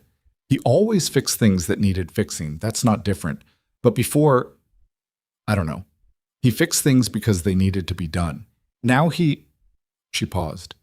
He fixed the window in the east bedroom last week. Nobody's been in that room in 2 years. Nobody asked him to. Evelyn stood at the stove with her back to Clara and did not say anything. "I'm not making a statement," Clara said, which was itself a kind of statement. "I'm just telling you what I noticed." "I heard you," Evelyn said. She didn't turn around for a moment. She stood at the stove and thought about the east bedroom window, which she'd noticed was fixed but hadn't let herself think too carefully about. About a man who fixed things that needed fixing, now fixing things that had been left for 2 years. About what it meant when someone who dealt in practical realities started doing things that were not, strictly speaking, practical. She thought about the knife on the shelf and the apron on the hook, and the one bag she'd unpacked that first night, and the other bag still sitting in the corner of her room. Not packed, not unpacked, occupying the particular middle ground of someone who had stopped preparing to leave without yet fully arriving. She turned back to the stove and started the supper. Outside, the ranch made its evening sounds. The cattle settling in the near pasture, Pete calling something to Ira across the yard, the horses moving in the barn. Noah's pencil scratched against his paper at the table. Claire's pen moved down the column of numbers. The kitchen smelled like the tomato sauce she was building for the second time this season, slow and deliberate, the kind that took patience and was better for it. She was still here. They were all still here. The ground was holding. For tonight, that was enough. August came in hard and dry, the kind of heat that made the air above the rangeland shimmer and turned the creek down to half its usual width. The garden needed water twice a day, and Evelyn was up before 4 some mornings to get the first round in before the sun got serious about its business. The preserved stock was building steadily. Shelves in the larder that had been bare in April were lined now with jars. The tomato sauce, and the pickled beans, and the put-up squash, and Clara's peaches sitting in their amber rows like something earned, which they were. The Kansas debt had been running for 6 weeks. Garrett's acknowledgement of her first payment had been brief and businesslike, which was fine. She didn't need warmth from the man, just his confirmation that the arrangement was holding. She sent $8 on the first of each month, with the consistency she brought to everything that mattered, and she watched the number in her head come down dollar by dollar. The way you watch water drain from a basin. Slow, but measurable. Real. The work had settled into the particular rhythm that long-running things develop. Not easier exactly, but known. She knew the stove's moods now in the way you know a difficult person you've lived alongside long enough to stop being surprised by. She knew which of the hands would be short-tempered in the heat and which ones needed more water left out. She knew that Dupree's silence at breakfast meant he'd slept badly, and the kindest thing was to refill his coffee without commentary, and that Pete's silence at breakfast, the rare occasions it occurred, meant something had actually gone wrong and was worth asking about. She knew Graham's rhythms too, more than she'd intended to, or more than she'd let herself admit she'd been learning. He came in from the west pasture one afternoon in the third week of August, carrying a long cut on his forearm from a fence wire that had snapped back wrong, bleeding enough to need proper attention, and he'd wrapped it himself with a strip of cloth that was already soaked through by the time he got to the kitchen. She saw it from the window and was already at the door when he came through it. "Sit down," she said. "It's fine." "It's bleeding through the cloth. Sit down." He sat, which told her it hurt more than he'd said, because Graham Calloway standing up in the face of something uncomfortable was his default setting. She got the medical kit she'd organized in May, because, of course, she'd organized it, because the old one had been a disaster of mixed-up supplies and things that had expired 2 years ago, and cleaned the cut with the carbolic and packed it and wrapped it properly while he sat at the kitchen table and said nothing. Noah appeared in the doorway during this process, took in the situation, and sat on his stool without being told. He watched her work with that careful attention he gave to things he was filing away for future use. "Does it hurt?" he asked Graham. "Some," Graham said. "She fixed my knee when I fell in the creek last month," Noah said. "She's pretty good at it." "I know," Graham said. Evelyn tied off the bandage without comment. She was aware of the kitchen's small size and the chair Graham was sitting in and his arm under her hands, the particular quiet of the room, and she made herself focus on the bandage being right rather than on any of the rest of it. "You'll need to keep that clean," she said. "Change the wrapping tonight and tomorrow morning. Come find me if it starts to look hot around the edges." "All right." He looked at the bandage, then at her. "Thank you. Don't grab at fence wire," she said, and went back to the stove. She heard him make a sound, brief, low, the closest thing Graham Calloway had to a laugh, which she had only heard 3 times in 5 months, and which she'd stopped pretending didn't do something to her. She kept her back to the room until she was sure her face was appropriate. The proposal, when it came, was not what she'd expected, not in its timing or its form or the way he approached it, which was, even for Graham, who had a genius for stripping things to their essential truthful components, more unguarded than she'd been prepared for. It was a Sunday evening in early September. The heat had broken 3 days before, the way August heat breaks in that country. Suddenly, overnight, with a wind that came down from the northwest and took 30 degrees with it and left the morning smelling like the first suggestions of fall. The hands had the evening off. Noah was asleep early, worn out from a full day that had included his first genuine solo ride around the far paddock and the better part of an hour in the creek, looking for the specific kind of flat stone Pete had told him was good for skipping. She was on the porch with the last of a cup of coffee that had gone cold, watching the dark come down over the valley, when Graham came around the side of the house. He stopped when he saw her, in the way he sometimes did, not surprised, more like someone who had been working up to something and has arrived at the moment sooner than expected. He sat down in the other chair without asking. They did that. Sat in the same place without ceremony, which was itself something she'd stopped noticing and then one day noticed and didn't know what to do with the noticing. They were quiet for a while. The creek made its sound in the distance. The cottonwoods were just starting to turn at the edges, that first faint yellow at the tips of things. "I want to ask you something," Graham said. She looked at her coffee cup. "All right, and I want to ask it the right way." He was looking at the valley, not at her, which was unusual. Graham Calloway looked at things directly. It was one of his defining qualities. The fact that he wasn't told her the thing cost him something. "I've been trying to figure out the right way for a while." She waited. "I'm not going to tell you I can solve your problems," he said. "I know you don't want that, and it wouldn't be true anyway. You've been solving your own problems since before you came here, and you'd keep doing it with or without me." A pause. "I'm not going to tell you that everything would be easier, because some of it would be and some of it wouldn't, and I think you'd know if I was selling you something."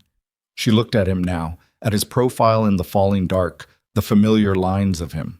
"I keep thinking about what this ranch looks like without you in it," he said. "I tried it all spring before you came, and I know what that looks like. And I think about what it was like before you. Not just the kitchen, though the kitchen is. It's not the same building it was. You know that." He stopped. He pressed his mouth together in the way he did when he was making sure what he was about to say was true. "I don't want to know what it looks like without you. I don't want to go back to figuring that out." He turned and looked at her then, directly, the way she'd always known him to look at things. I'm asking you to marry me. Not because you need a place or I need a cook or any kind of transaction like that. Because I can't think of the ranch without you in it anymore, and I'm not interested in trying. She sat with that for a moment, the honest weight of it. Noah, she said. Noah's part of the question, he said. He's not an addition to it. He's in the middle of it. She looked at the valley. The last of the light was going. He's had a hard time trusting permanence, she said. He's had a hard time trusting that places hold. I know. If I say yes and this doesn't work, I know that too. He wasn't offering her certainty, which was why she believed him. If he'd told her it would definitely work, would definitely be fine, she'd have known he was telling her what she wanted to hear. Instead, he said, I know the risk. I'm asking anyway. She sat with the cold coffee cup in her hands and thought about Thomas, which she still did sometimes. Not the way she used to, not with the fresh grief of it, but with the honest reckoning of someone who had loved a man and known him clearly and lost him and survived the losing. Thomas had been full of intention and short on the follow-through. He had loved her genuinely and let her down genuinely, and been so certain the adventure would compensate for the cost that he'd never quite looked squarely at who was paying it. Graham Calloway looked squarely at things. It was the central fact of him. He looked at the fence that needed fixing and fixed it. He looked at the debt on the counter and paid it, and then told her clearly that the paying didn't own her. He looked at her now, in the dark, and asked her the question with all its real weight on it instead of dressing it up lighter than it was. I need to talk to Noah, she said. That's right, he said, like it was the obvious answer, like he'd been expecting that and thought it was correct. She looked at him. That's all you're going to say about it? He's your son. His answer matters to how you answer. He looked back at the valley. I figured as much. She stood up. She set the cold coffee cup on the porch rail. I'll talk to him in the morning. All right, he said. She went inside. She stood in the kitchen for a moment in the dark, not turning a lamp on, just standing in the room she'd made hers with her hands in the pocket of her apron, feeling the whole 5 months of it pressing around her. The knife on the shelf and the beans in their jars and the stove she'd cleaned and the window Claire had pointed out needed fixing and the bandage she'd wrapped this afternoon and the sound just outside of a man sitting in the dark waiting without pushing. She was terrified. That was true. She let it be true without arguing with it. And under the terror was something else. Something that had been building since March the way the preserved stock had been building, quietly and with intention. The kind of thing that didn't announce itself because it was too busy being real. She went to bed. She slept better than she expected to. Noah was at the table with his reader when she came down before the stove was even lit, which meant he'd been awake already, which meant, she understood, looking at him, that he'd heard some of the porch conversation, or enough of it. He was 7 and the house was not large and he had his father's ears. She sat across from him. How much did you hear? He looked at the reader. Some. How much is some? He looked up. He asked you to marry him. He did. Noah looked at the table between them. His hands were flat on the reader and she could see him deciding something, working through it with the systematic care he brought to things that mattered. Do you want to? He said. I'm asking you first. He looked at her with an expression that was for a second so clearly Thomas that it stopped her breath. The slight tilt of the head, the direct gaze. Why? Because your answer is part of mine. He thought about this for a long time, long enough that the quiet got a weight to it. Then he said, If you do, does that mean this is our house? Really ours? Yes. And we don't leave. Not unless we choose to. Another pause. Can I ask him something first? Before you tell him yes or no? She looked at her son. That's fair, she said. He found Graham after breakfast, in the barn, which was where Graham went in the mornings when the day's direction wasn't yet set. Evelyn saw them from the kitchen window and stayed where she was, because this was not her conversation to manage. She watched Noah stand at the barn entrance the way he'd stood there on his first day. That careful approach, nothing rushed. She watched Graham come out to meet him, crouched down to be at his level in the easy, unselfconscious way he'd been doing it for months. She couldn't hear what was being said. She watched Noah's mouth moving, the serious set of his face, the question being asked with the gravity he'd brought to all the important things he'd asked in his life. She watched Graham answer. She watched whatever he said land, and Noah stand there with it for a moment. Then Noah nodded. He put out his hand, which was how he'd learned you sealed things with people you respected from watching the men with each other. Graham shook it, straight-faced, giving the gesture its full weight. Noah came back to the kitchen. He sat on his stool and opened his reader and said, without looking at her, he said yes. She stood very still. I haven't asked him anything yet. He said the kitchen door has always opened both ways, that everyone who lives here gets to choose to be here. Noah turned a page. I asked if that would stay true. That's what he said. She looked at her son. At the top of his head, bent over the reader, the words he'd long since memorized because the reader was 2 grades below him now, and they needed to find him a harder one. At the line of his shoulders, which were squarer than they'd been in May, the riding, the work, the food, the air. At this boy who had learned too early to prepare for leaving and was, page by page and day by day, unlearning it. She went out to the barn. Graham was back at the work he'd been doing when Noah found him, checking the harness fittings, the methodical kind of work that occupied the hands without occupying the whole mind. He looked up when she came in. He waited. Yes, she said. He set the harness down. He stood up. He looked at her across the barn the way he'd looked at her across every difficult space they'd navigated in 5 months, directly, without flinching from what was actually there. All right, he said. It wasn't a speech. It wasn't a performance. It was 2 words from a man who meant them, and she crossed the barn and they stood close enough that she could see the still new bandage on his forearm and the gray at his temples, and the exact expression on his face that she had spent 5 months learning to read, which was, she understood now, completely, without any of the careful hedging she'd been protecting herself with. The expression of a man who has found the thing he was looking for and is trying not to break it with too much handling. She put her hand against his chest just for a moment. He put his hand over hers. That was all. They stood in the barn in the early morning light, 2 imperfect people who had arrived at each other through the specific and unbeautiful route of debt and gossip and stubbornness and hard winters and the particular bravery required to keep showing up.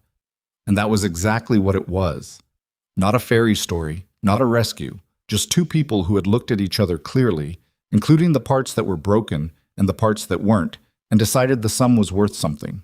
The town heard about it the way small towns hear about everything, quickly, imprecisely, and with strong opinions in all directions. Beaumont had something to say about it, which surprised no one. Holt was reported to have been silent on the subject, which surprised Evelyn slightly, and which she decided to take as a form of progress. What surprised her was the other thing, the way a portion of Ash Hollow, not all of it but enough of it to matter, seemed to quietly revise its position. She didn't know if it was what Graham had done in the store, or what the months had done to the original story, or simply that time changes the shape of a thing whether or not anyone intends it to. Mrs. Beaumont, who had called Graham's actions an embarrassment, stopped on the street one afternoon in October and looked at Evelyn for a moment and said stiffly, "You've done good work out there," and then walked on before Evelyn had to decide what to do with it. It wasn't an apology. It wasn't a reckoning.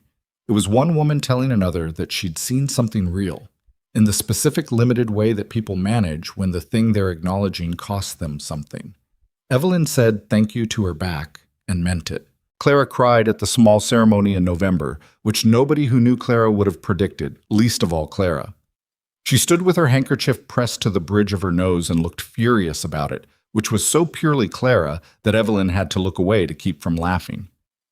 Noah stood on Graham's other side in the good shirt she'd made him, serious and scrubbed, and when the words were done, he looked up at Graham.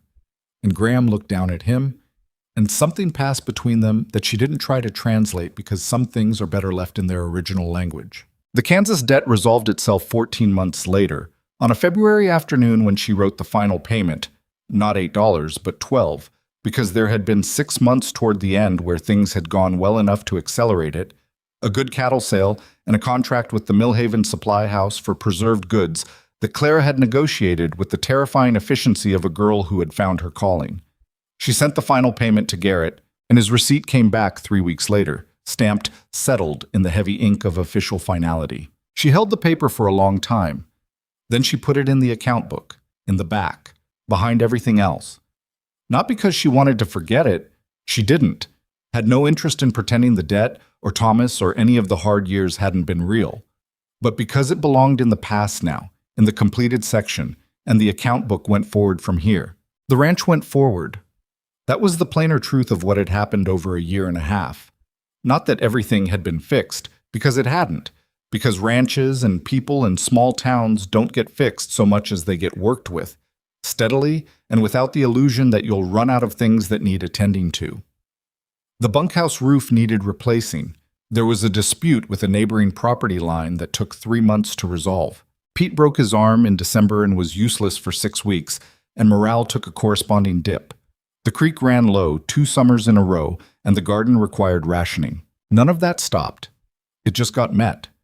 She found Noah at the kitchen door one morning in the following March.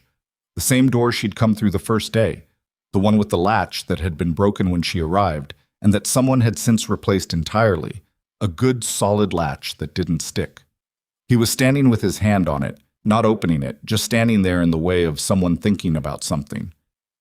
"You all right?" she said. Yeah. He didn't move. "I was just thinking." "About what?" He looked at the door. He was 9 now, not 7. Taller, steadier, the cough down to almost nothing in the better air, his handwriting improving towards something legible, his arithmetic at a level that made Clara, who had appointed herself his tutor, actively satisfied. He was still careful. He might always be careful. That wasn't the worst thing a person could be. "About how we came through this door," he said, "the first time, when we didn't know anybody." "I remember," she said. "It felt different. It was different." She came to stand beside him. They both looked at the door. "We were different." He thought about that. Then he opened the door and went through it into the kitchen, where the stove was going and the morning light was coming through the east window and the smell of bread was already in the air, and Biscuit raised her head from under the work table to confirm they were both accounted for and then went back to sleep.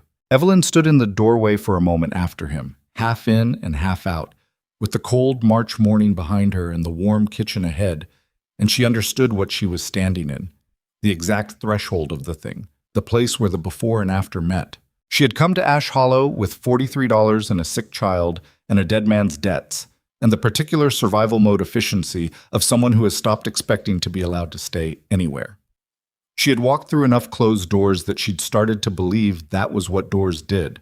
What she'd learned, slowly, badly, against her instincts, was that the doors you keep open matter more than the ones that close on you. That the people who hold them open without making you pay for the privilege are rare and worth staying for. That you cannot build anything worth having from a position of constant readiness to leave, and that letting go of that readiness is the most frightening and necessary thing. She didn't think she'd become someone who trusted easily. She didn't think she'd ever fully unpack that last bag, the one in the back of the closet, the one she still knew the location of without thinking about it. Some things go too deep to be entirely undone, and she had stopped needing them to be. But she was here. She was here on her own terms, with her son growing towards something recognizable as a future, with a man who fixed things in the dark before breakfast and told her hard truths and left her own ground, with a kitchen that smelled like bread and tomatoes and the accumulated work of her hands, with a community that had not entirely forgiven her for existing, but had at least stopped requiring her to apologize for it, with a door that opened both ways. That was always the thing. That had been what Noah asked and what Graham answered, and what the whole of it had been about, underneath the debts and the gossip and the hard months. Whether the people you allowed into your life would let you remain free to choose them every day by your own decision rather than your need. She stepped into the kitchen. The door swung behind her and latched clean. She went to the stove. The bread needed checking. Graham would be in from the morning work in an hour, hungry and ready for coffee. Noah was already at the table with his reader, his feet swinging above the floor, Biscuit's tail thumping twice at her entry, and then going still again. She checked the bread. The crust was where she wanted it. She poured 2 cups of coffee and left one on the counter for when Graham came in, and drank hers standing at the east window in the morning light, looking at the garden coming back after winter. The dark soil, the first tentative rows she'd put in last week, the beans and the squash, and the new things she was trying this year, the things that hadn't been here before because she hadn't been ready to plant them, She was ready now. Outside, the ranch made its morning sounds. Somewhere past the barn, a man was working. Through the wall, a boy was reading. In the kitchen, a woman stood at a window with her coffee and looked at what she'd built and knew, with the plain, honest certainty that only comes from having done something the hard way, that it was enough. That it was, in fact, considerably more than enough.